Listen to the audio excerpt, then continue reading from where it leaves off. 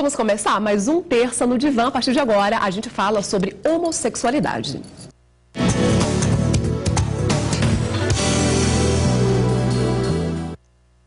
Com ela, Ieda Benedetti, seja bem-vinda, Ieda, mais uma terça-feira com a gente, falar hoje sobre um tema muito polêmico, eu diria que o mais de todos que nós discutimos até hoje, concorda? Acredito que seja o tema mais polêmico e acredito que as posições a serem defendidas aqui serão igualmente polêmicas. Ser homossexual é uma opção da pessoa ou não? Eu sou e ponto. Não. Existem pessoas que, e essa é uma corrente até hegemônica, né, que diz, a homossexualidade é uma opção. Não é. Se fosse, eu acredito que a grande parte das pessoas não optariam por sê-lo, porque ser homossexual implica em várias crises familiares, em troca de grupos sociais, de grupos afetivos, ser bastante questionado. Então, assim, ninguém acorda e fala, então hoje eu vou acordar e vou virar gay, eu vou virar lésbica. As pessoas são porque no seu desenvolvimento psíquico isso foi matrizado, foi estruturado dessa forma, né, e a homossexualidade ela amadurece, ela surge, né, na consciência da pessoa em algum determinado momento, mas ninguém opta por isso. Isto é um processo de amadurecimento intrínseco ao sujeito, não é uma opção. Mas o meu meio, Ieda, ele pode interferir a minha criação que eu tive dentro de casa, o meio externo, né, ali, as minhas convivências, os meus amigos, a própria genética? Tem pessoas que falam que a homossexualidade é genético? Sim, aqui nós vamos ter algumas correntes, né? Isso é um tema bastante polêmico, existe controvérsia quanto às causas, né? E então nós vamos ter várias correntes. Tem uma corrente que diz, olha, isso é genético, a criança nasce homossexual, tá?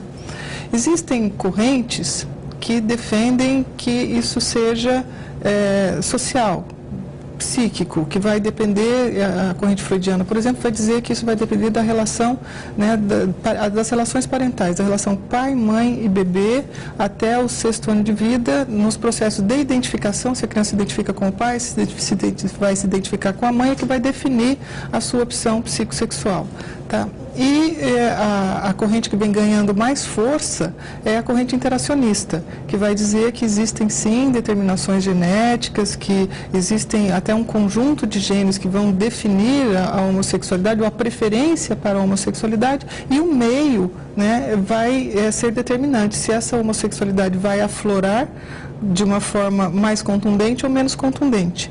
Porque para a gente definir também que existem homossexuais, a gente precisa classificar pessoas como homo ou como hétero. Mas, de fato, essa é uma corrente com a qual eu concordo, eu entendo que todo ser humano nasce bissexual. Toda criança é anjinho até mais ou menos o 4º ano de vida, né? Não existe uma definição, olha, esse aqui vai ter uma preferência mais por homens ou por mulheres. Essa opção, né, ela vai sendo mais definida no conflito edipiano, com os processos identificatórios, e aí as pessoas vão ser mais femininas ou mais masculinas, nós teríamos homens femininos, homens masculinos, mulheres femininas ou mulheres masculinas, de acordo com um conjunto de identificações e também com a sua carga genética que vai definir as suas preferências afetivas, aquilo que vai te ser mais prazeroso ou menos prazeroso. Alguns pais, Ieda, ficam receosos quando os filhos, bebezinhos pequenos, no caso, o menino começa a se interessar em brincar pela boneca. Eles acham isso um horror, né? Não, você tem que brincar de carrinho, você não pode brincar de boneca. E vice-versa, a menina que gosta de jogar o futebol, a menina que larga a boneca para brincar de carrinho. Isso quer dizer algo? Isso pode ser algum indício? Isso pode ser algum indício, pode? Sim. Pode, É? Mas veja bem, não vamos inverter a ordem das coisas. A menina começa a querer jogar futebol, brincar de coisas de menino. O menino começa a gostar de boneca, já está indicando identificações invertidas. A menina mais identificada com as coisas do menino e vice-versa. Isso é um indicativo de que tem aí uma possibilidade maior, não significa sempre, mas existe aí uma possibilidade maior de haver uma inversão sexual, tá? Mas tem até uma piada sobre isso, tá? Acho que posso contar no ar que é cabível. Um sujeito chegou no trabalho e falou, olha, meu filho resolveu que vai tocar piano, né? Eu proibi, porque isso é coisa de gay. Ele falou, olha, que coisa, né? Meu filho também, na idade do seu, queria tocar piano e eu proibi também. Ele falou, e aí? Aí hoje meu filho é gay e não toca piano. Tá? Então não é porque vai jogar futebol que você vai proibir o futebol. Não é porque vai brincar de boneca que adianta proibir. Não é porque o filho quer fazer balé que você vai proibir, porque porque isso vai evitar, mais pra mulher. E que isso vai, se você proibir de fazer balé, vai evitar que o seu filho faça uma inversão. Não vai, porque vamos dizer assim, as determinações estão se dando no campo da afetividade. Então, isso pode ser trabalhado terapeuticamente, isso pode ser trabalhado afetivamente no seio da família, mas não basta proibir de brincar com as bonecas ou com o futebol que você vai evitar a inversão sexual. Essa dificuldade dos homossexuais assumirem a preferência sexual, essa dificuldade vem dentro de casa, começa dentro de casa. Eu acho que a grande dificuldade começa dentro de casa. Eu acho que a grande dificuldade dos homossexuais se assumirem está em assumir no seio da família e no seio mais próximo ali. Porque o homossexual ele tem mais dificuldades profissionais e tem mais dificuldades no seio da família. Então, para uma pessoa conseguir se assumir homossexual, ela precisa ou ter uma família que consiga conversar, transitar, ou precisa de um grande amor.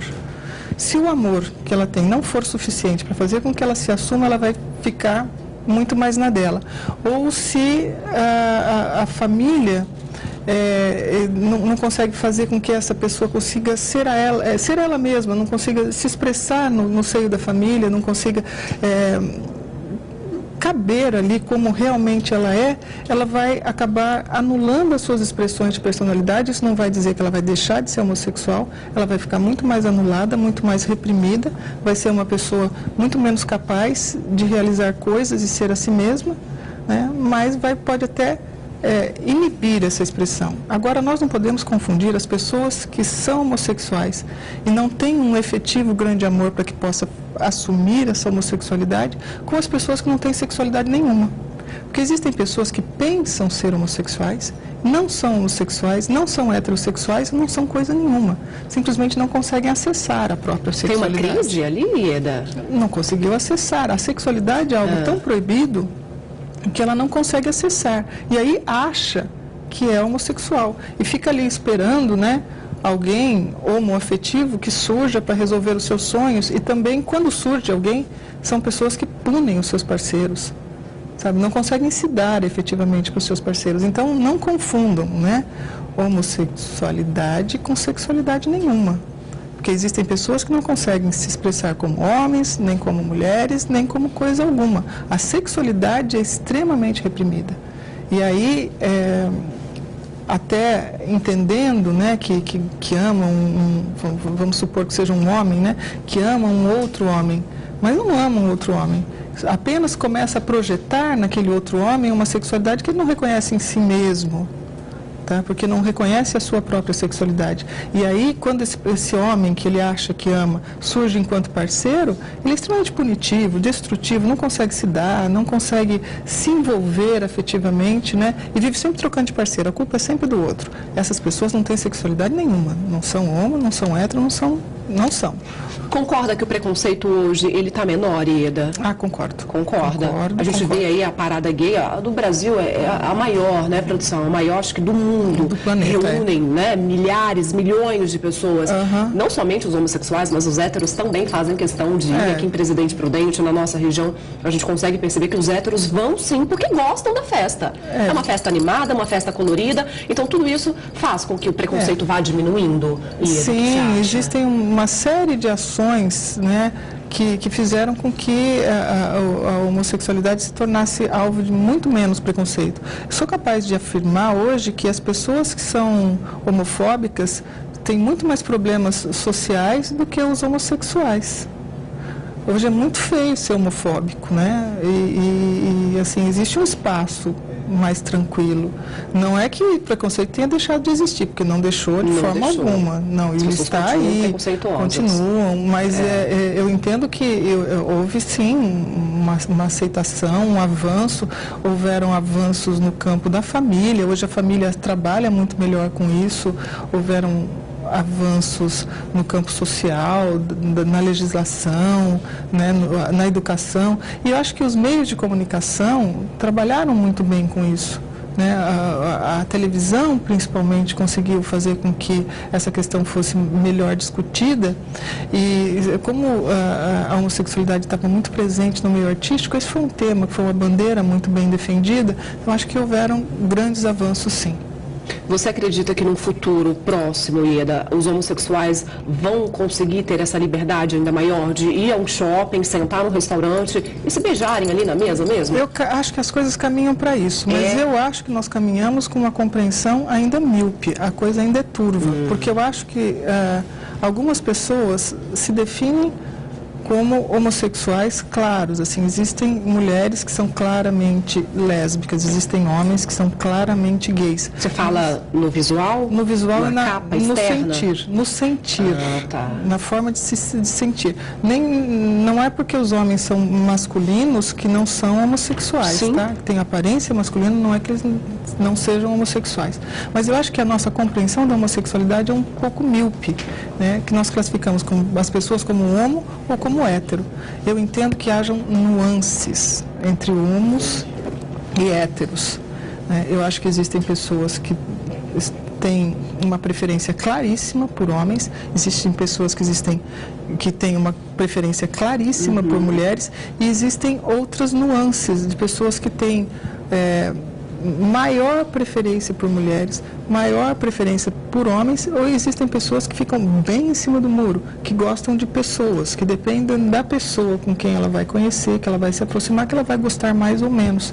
Então, eu acho que quando a gente pensa, né, nos avanços, futuramente os homossexuais terão um trânsito nos bares, nos shoppings, acho que sim, mas eu acho que nós precisamos compreender melhor essa questão, entender que essa questão é uma questão que não classifica pessoas pela sua preferência sexual, porque quando nós começamos a classificar, olha, agora aqui é um ambiente que é simpático aos homossexuais, nós começamos a classificar pessoas entre homo e héteros, e as pessoas não são homo e hétero, existem várias nuances entre aquelas que têm preferências por homens e têm preferências por mulheres, desde as mais nítidas até aquelas que vão tendo preferências sazonais.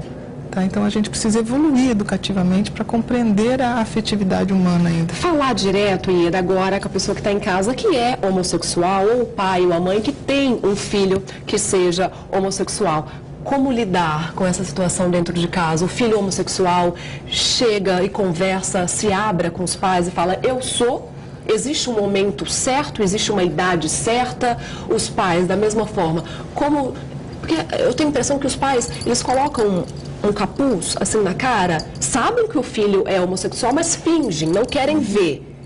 Então, qual seria, Ieda? Senta com o filho, eu sei que você é homossexual, te apoio ou não te apoio.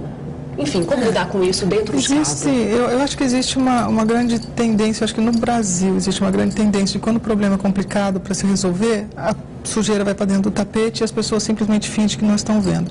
Se você fingir que você não é gay, se você fingir que seu filho não é gay, isso não vai tornar o problema menor. E todo pai sabe, não sabe, Ieda? A grande maioria? Eu acho que alguns negam. Claramente. Eu acho que assim, quando alguns filhos, quando vão contar, os pais falam, nossa, eu nunca percebi. E a coisa assim era quase evidente. Mas eu Todo mundo sabia, só o pai e a mãe que não sabiam. Os últimos a saberem. E eu acho que isso também faz com que as pessoas, ao não falarem sobre isso, a gente lida com a questão de uma forma meio assim, como se fosse uma traição aos pais, aos amigos. Eu acho que a coisa pode ser trabalhada de uma forma clara e direta.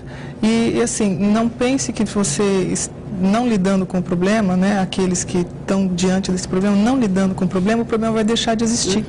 Algumas pessoas deixam de se assumir porque os meus amigos não vão me aceitar. Tá? Não são teus amigos, se não forem te aceitar como estão.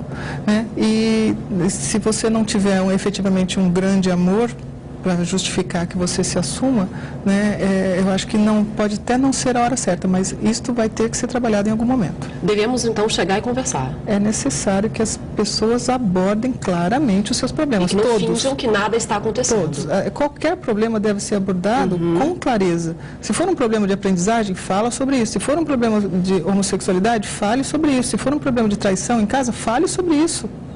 Aborde claramente, porque se você jogar a sujeira debaixo do tapete, a sujeira vai continuar ali. O problema vai continuar, né? Daqui a pouco eu quero saber da Ieda Benedetti. Existe ex-homossexual, existe ex-gay? Daqui a pouquinho a gente fala sobre esse assunto, eu vou para o intervalo.